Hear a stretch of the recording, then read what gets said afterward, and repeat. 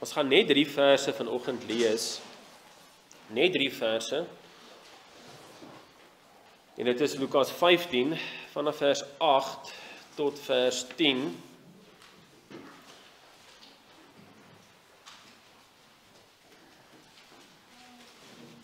Hierdie gedeelte wat ons nou vanoggend gaan lees oor die vrou wat 10 pennings of 10 muntstukke het. En dan ene verloor en vir dit gaan soek. Hierdie gedeelte is eintlik die tweede gedeelte van 3 gedeeltes van 'n gelykenis. So dis eintlik een gelykenis in hoofstuk 15. Dis een gelykenis met 3 gedeeltes. En elke gedeelte verkondig dieselfde boodskap. En dit is dat daar vreugde is wanneer iemand na Jesus toe bekeer. En onthou, die rede hoekom Jesus dit gesê het, is sodat hy direk met die fariseërs kon praat, die mense wat hard gestaan het teenoor sondaars. En eintlik basies gesê het, maar die mense moet eers na die Here toe bekeer, en dan sal die Here na hulle toe kom. En hulle die pot heeltemal misgesit. So kom ons lees hierdie 3 verse, en dan kyk ons verder, wat die Here vir ons leer uit hierdie gelykenis. Vers 8. Of watter vrou wat 10 pennings het, as sy 1 penning verloor, steek sy nie 'n lamp op en vee die huis uit en soek sorgvuldig totdat sy dit kry nie. En as sy dit kry, roep sy haar vriendinne en buurvroue bymekaar en sê, wees saam met my bly, want ek het die penning gekry wat ek verloor het. So sê ek vir julle, is daar blydskap voor die engele van God oor een sondaar wat hom bekeer. Dit is wat ons dan vanoggend by gaan stil staan. Nou, die fariseërs wat ons in die evangeliebeskrywings leer ken. Nou die evangeliebeskrywings is Matteus, Markus, Lukas en Johannes. Dis die 4 evangeliebeskrywings, want elkeen beskryf die evangelie soos wat Jesus dit ook gebring het toe hy op aarde geleef het. En hierdie fariseërs wat ons hier leer ken in hierdie evangeliebeskrywings was oor baie dinge verkeerd. Hulle het meeste van die tyd die pot heeltemal misgesit. Hulle was verkeerd oor hoe om van die regverdige oordeel van God gered te word. Hulle sou basies sê nee, maar om gered te word, moet jy jou lewe regryk en dan sal jy, as jy 'n goeie mens is, dan sal jy gered word. So jy moet net 'n goeie mens wees. En natuurlik die Here bely. Jy moet Jahwe aanbid. Maar natuurlik daai aanbidding selfs het hulle verdraai. Hulle het hulle eie wette uitgedink. So die fariseërs was verseker nie in lyn met die skrif nie. So hulle was daaroor verseker verkeerd, hoe om reg by God te wees. Hulle was verkeerd oor Christus. Hulle het Jesus ontken. Hulle het gesê dit is nie die Christus, die Messias wat in die Ou Testament verkondig is nie. Hulle het nie gehou van wat Jesus gedoen het nie. En spesifiek dat selfs die fariseërs moes hulle sondes bely, hulle moes besef, hulle is boos van nature, en hulle het Jesus nodig, hulle wou dit glad nie gedoen het nie. So hulle was ook daaroor verkeerd. Maar een ding, waaroor die fariseërs nie verkeerd was nie, was, dat Jesus sondaars ontvang. Hulle was nie daaroor verkeerd nie. Hulle sê dit daar in Lukas 15 vers 2, dan sê hulle, hierdie man ontvang sondaars en eet saam met hulle. Hulle was nie daaroor verkeerd nie. Dis presies wat Jesus gedoen het.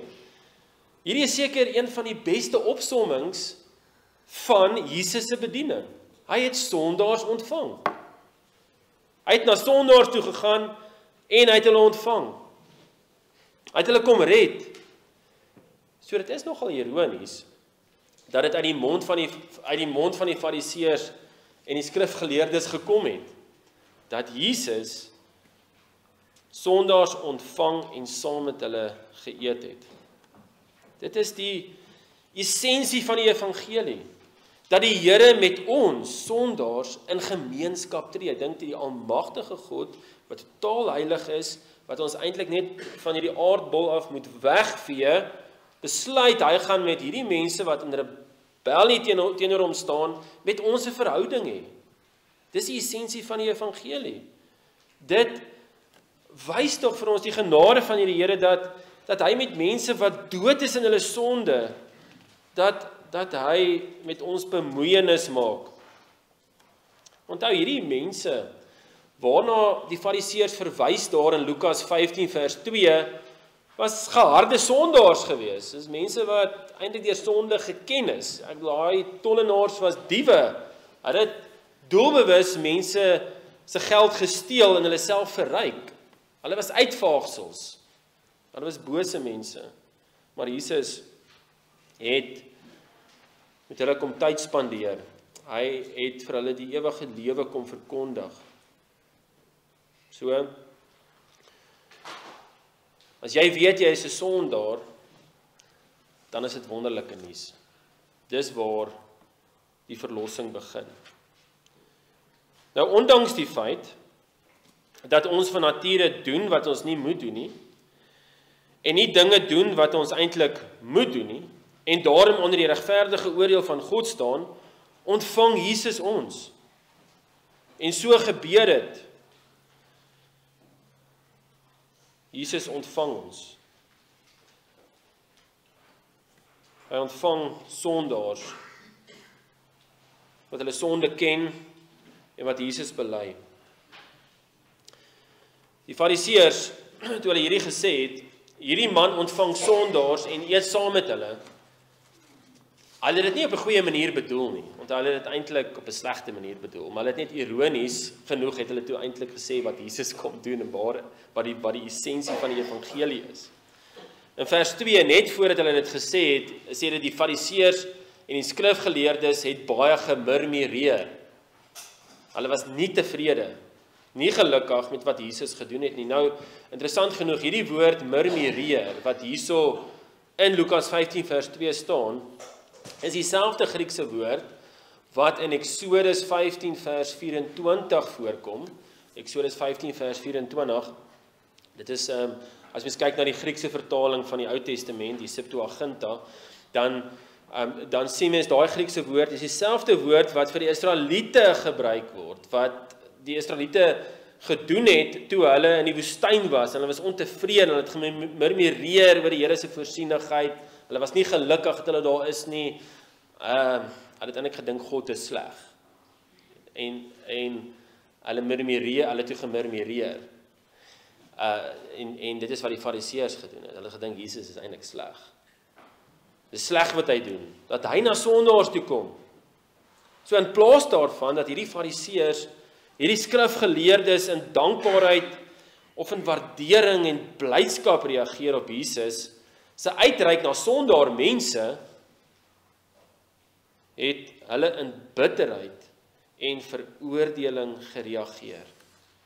Hulle het hard gestaan teenoor Jesus se bediening.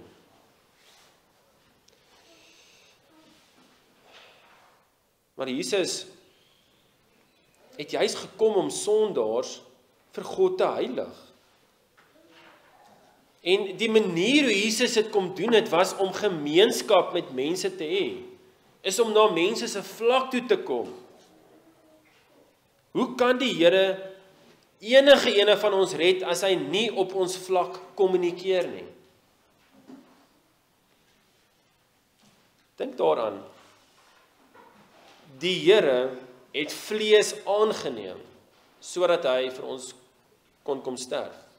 Hy praat op 'n manier wat ons verstaan. Hy skryf op 'n manier dat ons dit kan verstaan en begryp. Hy gebruik illustrasies, voorbeelde uit ons daaglikse lewe sodat ons sy goedheid kan verstaan. So Jesus moes dit kom doen het. Hy moes na ons vlak toe gekom het en hy het dit kom doen. Hy het dit kom doen en ons is dankbaar daarvoor. Maar die Fariseërs was glad nie dankbaar nie, want hulle het in hoogheid, selfregverdiging, eie regverdiging het hulle gestaan en neergekyk op enige persoon wat eintlik nie hulle reëls volg nie. En daarom het hulle gemurmureer. En Jesus wou hierdie hartsgesindheid aanspreek. Hy wou hierdie hartsgesindheid aanspreek. En onthou, hierdie hartsgesindheid is nie net by die fariseërs teenwoordig nie. Dit kan so maklik sy kop uitsteek in hierdie gemeente, en enige gemeente, en dit doen.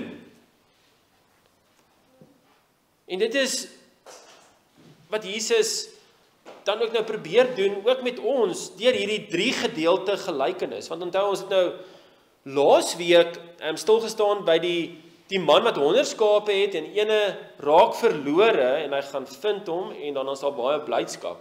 Dis die eerste gedeelte gewees, maar dieselfde punt.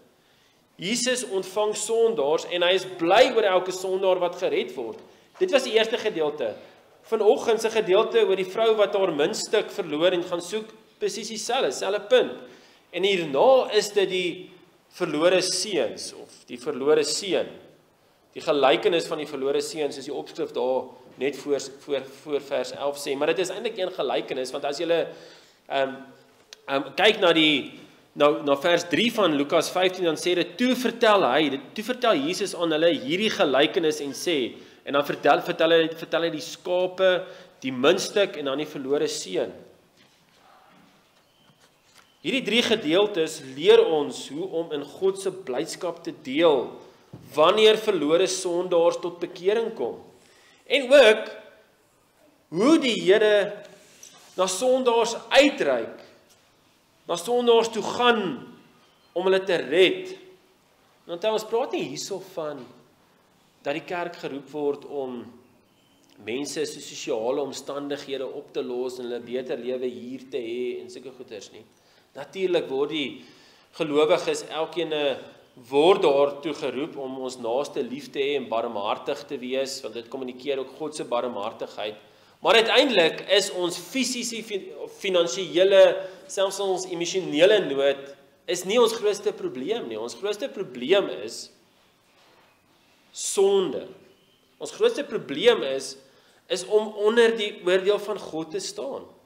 En in daai ewige hartseer en ewige verdoemenis, onder daai ewige oordeel te staan, want iemand wat daarin volhard, gaan die ewige hel hê.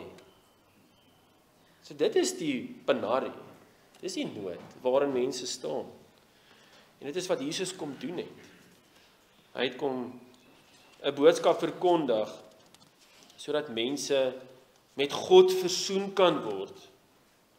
Nou, hierdie manier hoe Jesus dan ook dit aan die fariseërs probeer oordra en aan ons, moet ons hele denkwyse verander oor hoe ons die kultuur met die evangelie moet bereik. Dit moet.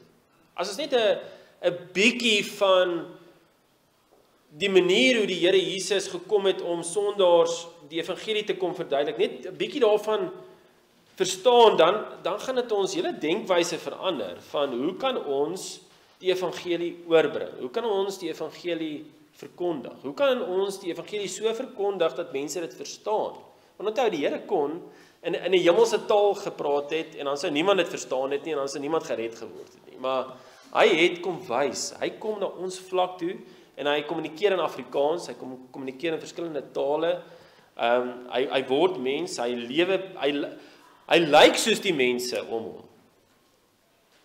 Ja, hy was 'n timmerman, nee, hy het teen 'n rowwe voorkoms gehad. Dis wat Jesaja vir ons leer. Jy wil nie eintlik eers na Jesus gekyk het nie. Dit is nie 'n aangename gesig, of in die sin van iemand wat jy nou gedink het, hierdie persoon het hierdie beeldskone voorkoms nie. Jesus het nie so 'n voorkoms gehad nie. Dit is 'n normale ou in daai sin, maar God ook. So dit gaan verander hoe ons dink. Ons gaan alternatief dink. Ons gaan dink, maar hoe kan ons die evangelie uitdra? Ons kan as jy op sosiale media is, dan gaan jy miskien 'n boodskap hier en daar wil deel. Of jy gaan miskien ietsie soos traktate gebruik in jou kar hou en dit deel met mense. Daar's verskeie maniere, daar's nie 'n reël nie. Nêrens in die skrif sê dit presies dit is hoe jy met mense die evangelie gaan deel nie. Maar dit gaan ook die manier hoe ons optree by die gemeente gaan verander. Want dit gaan beteken dat, byvoorbeeld as al vreemdelinge is, dat mense met hulle wil praat en belangstel. En onthou as dit sê hierso, Jesus is besig om saam met sondaars te eet, saam met tollenaars te eet, dan beteken dit nie, Jesus was besig om in hulle sonde te deel nie. Jesus sal nooit die sonde gedoen het nie, hy mag nie, hy kon nie, want as hy een sonde gedoen het, sou hy nie in ons plek kon sterf nie, dan sou hy nie die straf kon dra nie. Maar dit beteken tog, hy maak bemoeienis met sondaars. Hy maak bemoeienis met mense wat op pad hel toe is. So dit gaan beteken dat ons byvoorbeeld mense selfs na ons huise toe nooi. Dit gaan beteken dat as ons kerkkultuur so vreemd is vir 'n wêreld daar buite dat die kultuur verander. Maar dit help nie ons praat Hollands in hierdie gemeente, is net 'n voorbeeld.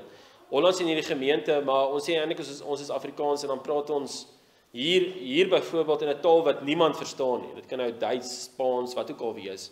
Maar ons sê ons wil graag die Afrikaanse mense bereik. Dan sou dit verkeerd gewees het. So wat die Here vir ons wil leer is dat ons moet dink, hoe kan ons die evangelie uitdra sonder om beginsels prys te gee? Nooit beginsels prys gee nie, in die skrif nie, nooit.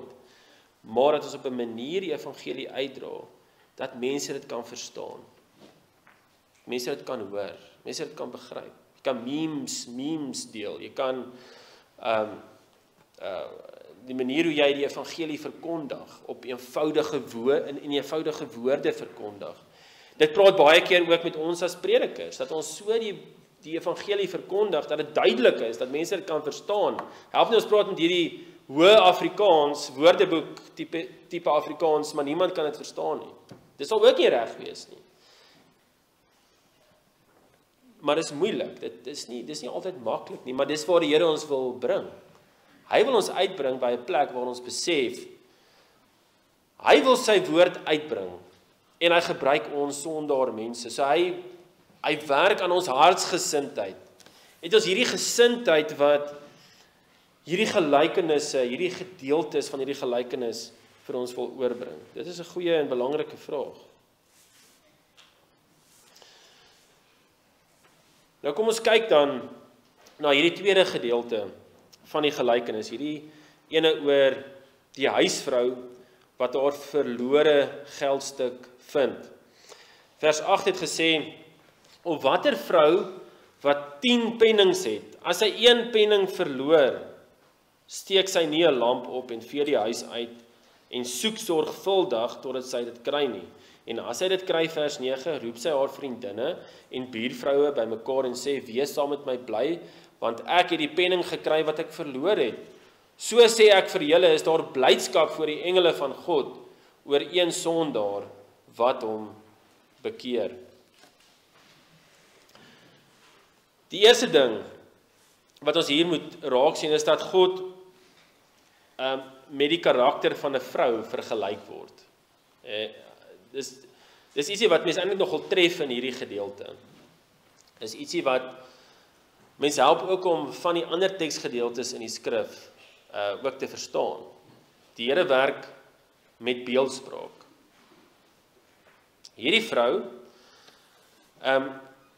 het 'n muntstuk verloor. Sy is besig om dit te soek en toe sy dit soek, toe sy bly. Dit wys vir ons die blydskap van die Here wanneer 'n verlore sondaar gered word. Maar die vrou se blydskap, hierdie soek na 'n muntstuk, word vergelyk dan met die Here se blydskap. Nou, dit is maklik om te sien dat die herder wat die skaap vind in die vorige gedeelte, dat dit vergelyk kan word met God die Seun. Dit is nogal so. Johannes 10 vers 14 sê Jesus, hy is die goeie herder. Dit is ons kan dit nogal sien. Ons kan sien in die volgende gedeelte die pa wat die seun ontvang, daardie verlore seun, daardie jongste seun, daardie pa word vergelyk met God die Vader. Maar waarmee kan ons die vrou vergelyk? Nou, dis nie 'n noodwendigheid dat ons nou eintlik uit hierdie gelykenis uit die vrou moet vergelyk met een van die persone van die drie eenheid nie. Dit is so. Wat wel gebeur het in die verlede. Gelowiges in die vroeë kerk, en julle het miskien al 'n bietjie die lyn gevolg waarna toe ek afstuur. Van die gelowiges in die vroeë kerk het gespekuleer dat die vrou na God die Heilige Gees verwys. Omdat sy die min soek en sy 'n lamp aansteek, dit miskien na die Gees wys wat ons pad na God verlig. Maar dit is ook Jesus wat sê dat hy die lig van die wêreld is. So is dit nou die Heilige Gees, is dit nou Jesus, waarmee moet ons nou die vrou vergelyk? Dit lyk dan, en hierdie is belangrik, dat die interpretasie van om die gelykenis dan te sien as dit is die Gees waarna dit wys is 'n spekulasie. Dit is nie so nie. En in elk geval wat ons aflei wanneer ons kyk na gelykenisse en die interpretasie daarvan, is dit Jesus wat gelykenisse vertel met die doel om een boodskap oor te bring. So mense moet baie versigtig wees om elke gedeelte van 'n gelykenis te vat en dit te vergelyk met 'n eienskap van die Here of wat hy besig is om te doen. Wat hierdie gelykenis vir ons wys, hierdie ene van die vrou met haar muntstuk en wat sy vind, is dat dit verwys na God wat hierdie blydskap het wanneer 'n verlore sondaar gered word. En in elk geval is dit belangrik om dit te sê, God is nie 'n vrou nie en God is nie 'n man nie. Die skrif is baie duidelik dat God Gees is. God is Gees. Hy het wel man na sy beeld geskep, maar vrou ook na sy beeld geskep. Tog verwys die Here na homself in die Bybel as manlik sodat ons beter sy karakter kan verstaan. Maar daar is ook baie kere waar vroulike eienskappe na God se eienskappe verwys. Die Bybel gebruik vroulike beskrywings en beeldspraak om aspekte van God te verduidelik. 'n Voorbeeld, Jesaja 66 vers 13 vergelyk God se vertroosting met die van 'n moeder wat haar kind troos. Hosea 13 vers 8 gebruik die beeld van 'n beer, wyfie en 'n leeuwin om God se beskermde woede te beskryf. Jesaja 49 vers 15 vergelyk God se medelee met die van 'n moeder wat haar suigeling nie kan vergeet nie. Jesaja 52 vers 14 beeld God uit as iemand wat uitroep soos 'n vrou in barensnood. Matteus 23 vers 37 en dan ook Lukas 13 vers 34 beskryf Jesus homself as 'n hen, 'n vroulike hoender wat haar kuikens onder haar vlerke versamel. So die Here gebruik vroulike beskrywings om God se karakter te verduidelik. En hy doen dit deur metafore, deur beeldspraak, deur prentjies. En dan wys hy op aspekte van moederskap, koestering, beskerming, medelee om dan vir ons te vertel, maar hoe is die Here? En weer eens wys dit die Here se goedheid dat hy beelde wat ons ken, dat hy dit gebruik sodat ons kan verstaan hoe die Here is. Dis weer eens hy wat op ons vlak neerkom. Ons kyk selfs in Spreuke na die vrou wysheid byvoorbeeld, waar dit ook wys na die Here. So dis nie dat God 'n man of 'n vrou is nie, maar hy gebruik hierdie vroulike eienskappe om dan vir ons ook 'n geestelike waarheid te kommunikeer oor hom, wie hy is. So dis een ding wat ons nogal oplet in hierdie gelykenis is die ou vrou of die vrou wat haar wat haar penning soek, of haar silwer muntstuk soek. Die tweede ding wat ons hier kan oplet is, hoe kosbaar die Here se mense vir hom is. As jy kyk na die gelykenis, en mens begin by daai skape, dan sien mens, daar was 'n verlore skaap, en dit was 1 uit 100 uit.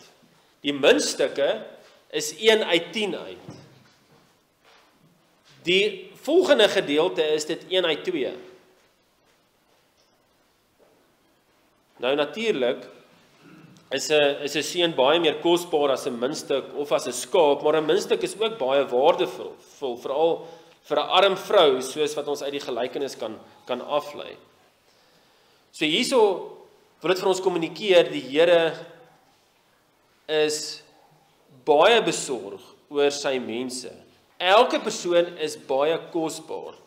En hoor gou hierdie mooi opsom en sê, die gelykenis van die verlore muntstuk wys dat God elkeen van sy mense liefhet, asof daar net een was om lief te hê. Hy het elkeen van sy mense lief, asof daar net een was om lief te hê. Dis wat hierdie vir ons baie duidelik kommunikeer. Hierdie muntstuk wat verlore geraak het, die Griekse woord daar is 'n drachma, en dit was 'n silwer muntstuk. 'n Beter vertaling sal eintlik sê silwer muntstuk. 'n penny klink soos eintlik 'n klein hoeveelheid geld, maar dit was nie eintlik 'n klein hoeveelheid geld nie. Dit was omtrent in vandag se tyd omtrent R1000 gewees. So 'n muntstuk. En daar was koopkrag, veral vir 'n arm persoon, en ons lei dus af dan ook hierdie vrou was arm gewees. En hierdie waarde wat die vrou op die muntstuk geplaas het, wys die groot liefde wat God vir verlore sondaars het. En dan gaan sy deur al hierdie moeite om hierdie muntstuk te vind, en jy sal sien, sy verloor die muntstuk, en dan steek sy 'n lamp aan. Het jy dit gesien daar? Dan steek sy 'n lamp op. So dit beteken, sy het die muntstuk in die aand verloor, of die vertrek was donker. So sy het nie gewag vir beter lig nie, sy het gegaan, hierdie lamp aangesteek, en sy het nog die hele huis uitgevee, sy het seker gemaak, daar is nie, die muntstuk is nie ergens onder stof weggesteek, of agter 'n poot of 'n ding, wat sy nie lekker kan sien nie, sy het daai besem gevat, en sy het oral gaan soek, sy het sorgvuldig gesoek, sê die teks ook. Sy het so gesoek, totdat sy dit gekry het. En dit is wat die Here presies nog vandag doen.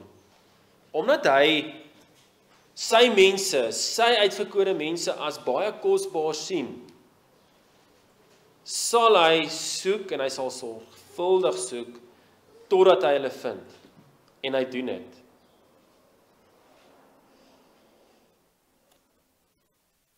Die derde aspek van hierdie gelykenis wat mens kan uitlig is, dat ons verlore is, totdat God ons vind. En hier is belangrik. Ons is elkeen verlore, totdat God ons vind. En dit is wat dit tog sê, 'n verlore muntstuk is verlore, totdat dit gevind word. Hierdie beskryf ons geestelike toestand, totdat ons gevind word. Ons is dood in ons sonde. Ons is verlore en ons kan onsself nie vind nie. Ons kan nie onsself laat vind nie. 'n Muntstuk lê net daar, hy's verlore. Ons is verlore en bly verlore totdat God ons vind. Maar let op dat elke gedeelte van hierdie gelykenis, die skaap, die muntstuk en die seun, verwys na iets wat verlore was, maar gevind word. En onthou, as iets verlore is, het hy geen waarde nie. So kom ons sê jy verloor is 'n noot, en jy het hom nie, dan kan jy hom nie gebruik nie, want jy het hom nie. Hy het geen waarde vir jou nie, totdat jy hom vind. En dit sê vir ons het geen intrinsieke waarde totdat God ons vind nie. Daar's nie iets waarop ons kan roem en sê, wel, ek bring hierdie goeie werke na die Here, of ek bring hierdie geleerdheid, of al hierdie vindingrykheid na die Here toe nie. Daar's niks wat ons vir die Here kan gee nie. Want ons wil hom nie prys nie, ons het hom nie van nature lief nie, ons wil hom nie dien nie. Dit is van nature wat ons wil die Here nie hê nie, ons wil nie gevind word nie. Dis die Here wat ons vind. Hierdie is ons geestelike toestand, totdat ons deur Jesus gevind word. 'n verlore muntstuk is verlore, totdat dit gevind word. 'n vierde saak, wat ons in hierdie gelykenis moet raak sien, is dat alhoewel ons miskien hulpeloos is, wanneer ons verlore is, ons situasie nie hopeloos is nie. Dit is nogal belangrik. Ons kan nie onsself red nie. Ons is nie in staat om onsself te red nie. Ons kan niks na die Here toe bring nie. Is so duidelik. Ons kan nie by die Here eendag kom en sê, wel, luister, so hoeveel gaan dit kos, geld gewys, dat ek nou my redding betaal nie. Dit gaan net nie werk nie. Ons kan niks hemel toe vat, of dan in die hiernamaal saamvat nie. Niks wat ons bring, kan ons verlossing koop nie. Maar dit is Jesus wat in staat is om ons te red. Alhoewel die muntstuk verlore was, het hierdie vrou dit nie vergeet nie. En sy was vasberade om dit te vind, en sy het dit gevind.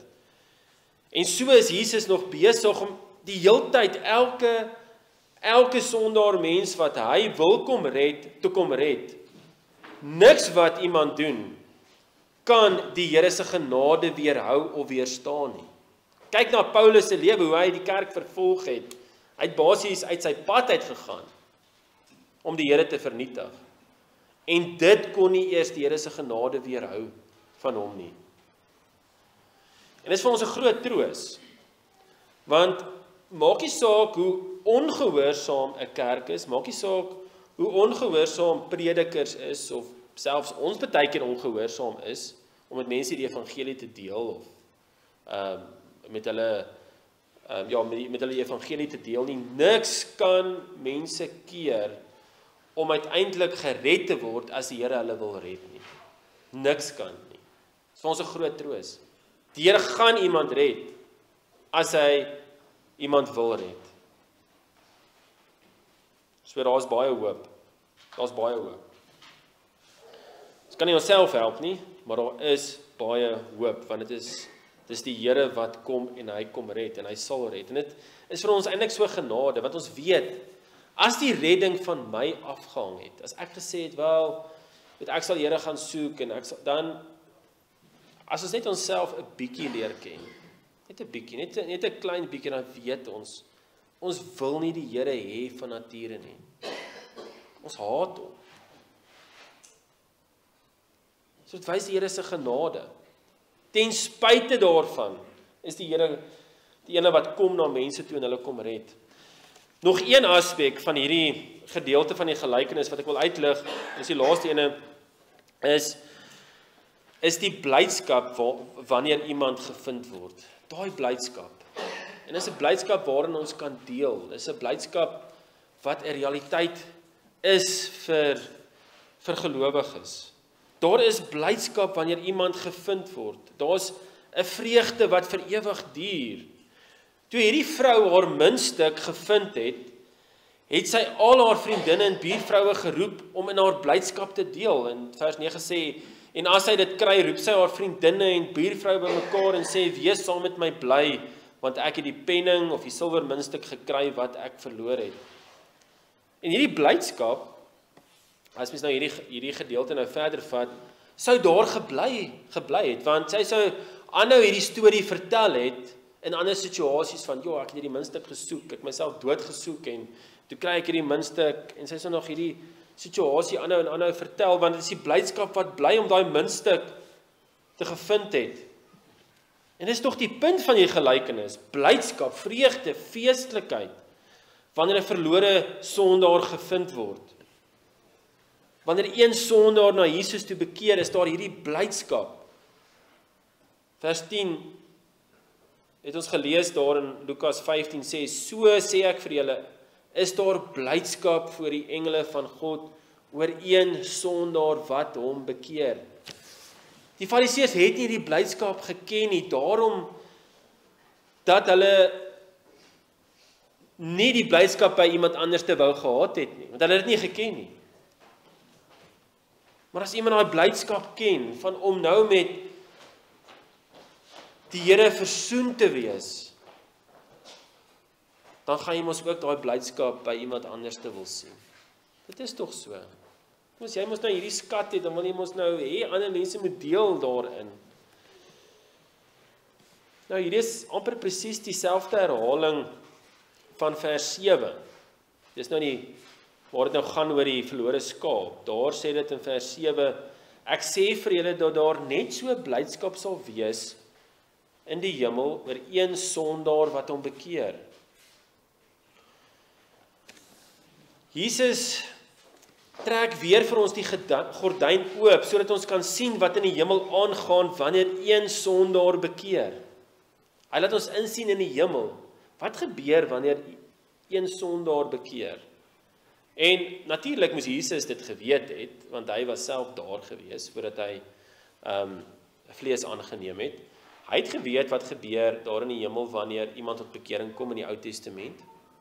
Hy het geweet, daai blydskap van die engele. Hy het geweet, daar is hierdie groot vreugde. Iemand was verlore, en is gevind.